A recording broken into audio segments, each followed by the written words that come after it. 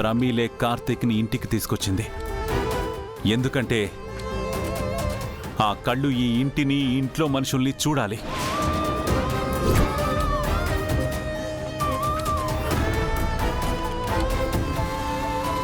తన ఆరోగ్యం బావుండాలని మీరెప్పుడూ సెంటిమెంట్గా ఫీల్ అయ్యే విభూతిని తనకి పెట్టింది.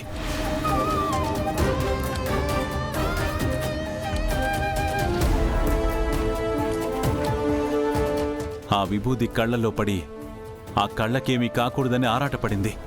ఇదంతా చూసి మీరు అపార్థం చేసుకున్నారు. ప్రమీల తనకి దగ్గరైందని చెప్తుంటే మళ్ళీ అపార్థం చేసుకున్నారంటావేంటి? నేను ప్రమీల కార్తీక్కి దగ్గరైన విషయం గురించి మాట్లాడటం లేదు పెద్దమ్మా. తన కళ్ళకి ఏమైపోతుందో అని జాగ్రత్త తీసుకోవడం గురించి మాట్లాడుతున్నా. కళ్ళు కళ్ళు కళ్ళు, ఆ కళ్ళు ఉంటే ఏంటి, పోతే ఏంటి? లేదత్తయ్య గారు, ఆ కళ్ళకి ఏం కాకూడదు. ఎందుకంటే అవి భానుగారి కళ్ళు, అవి భానుగారి కళ్ళు, అవి భానుగారి కళ్ళు, అవి భానుగారి కళ్ళు, అవి భానుగారి కళ్ళు.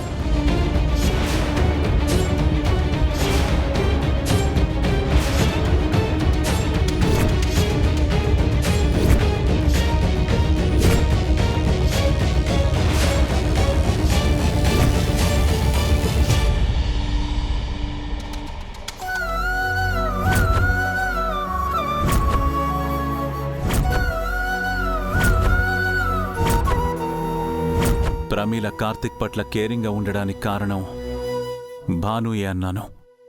అదెందుకో ఇప్పుడైనా అర్థమైందా?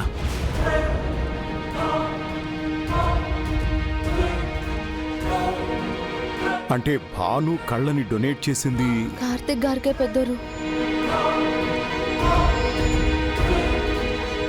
ఆ నిజం తెలిసే రుద్ర సారు కార్తిక్ గారికి మన మార్ట్లో జాబ్ ఇచ్చారు.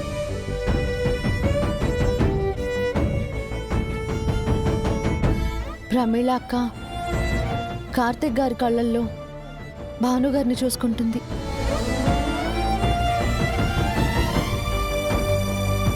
అంతేకాని తన మనసులో ఎలాంటి తప్పుడు ఉద్దేశం లేదు.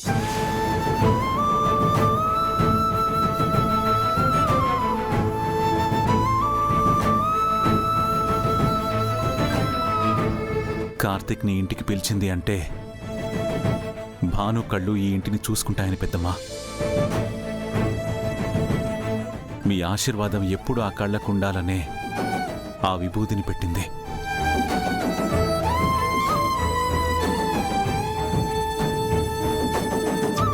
తన భర్త జ్ఞాపకాలతోనే జీవితాన్ని సంతోషంగా గడిపేస్తున్న తనకి ఈ కుటుంబం అండగా ఉండాల్సింది పోయి నిందలు వేసింది.